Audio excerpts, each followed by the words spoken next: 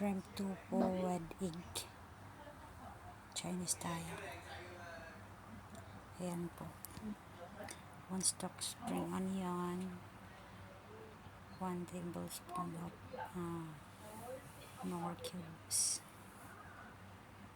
2 tablespoon of soy sauce, mix egg, and 90 ml of water,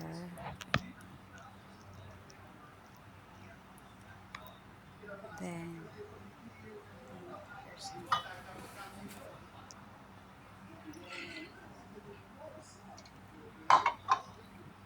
1 piece of egg, maximum 50 to 60 grams.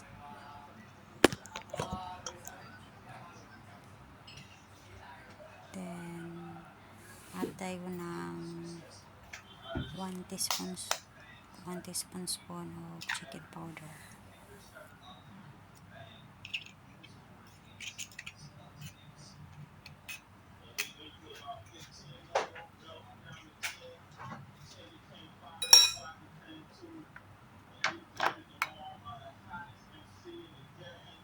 Yan. 1 teaspoon.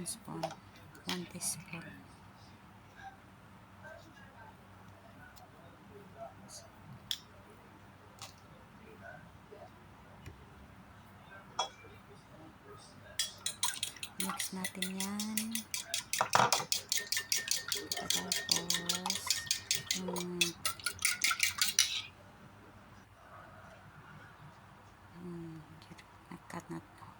cut na natin yung isang tofu.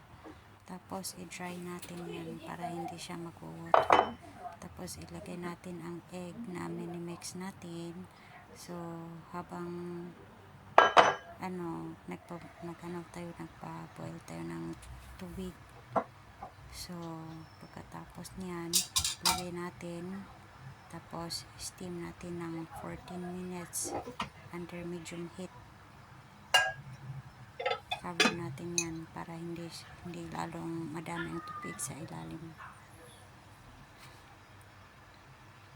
14 minutes yan, guys.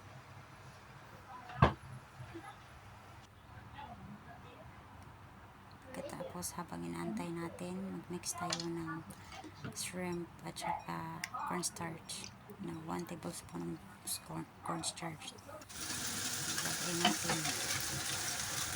Pagkatapos, ayun, ilagay na natin ang shrimp sa ilas.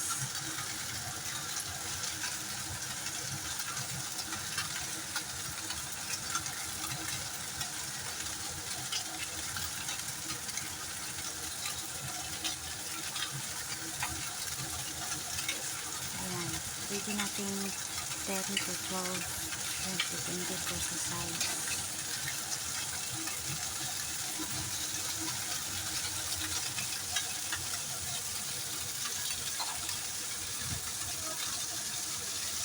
Yun. Set na natin again. 14 minutes. 14 minutes yan.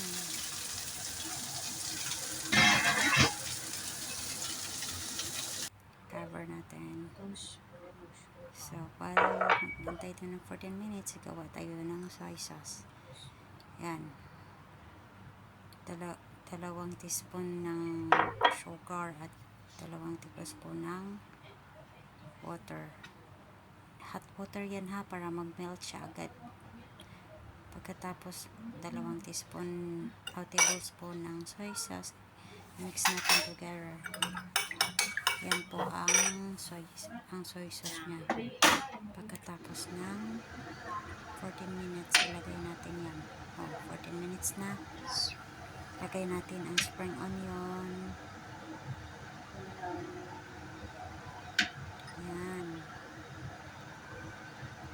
Pagkatapos,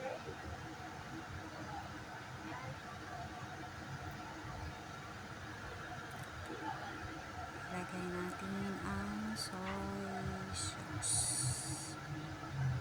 Yan.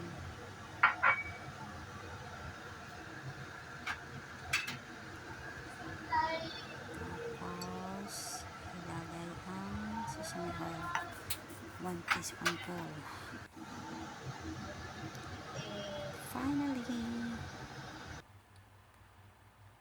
almost done.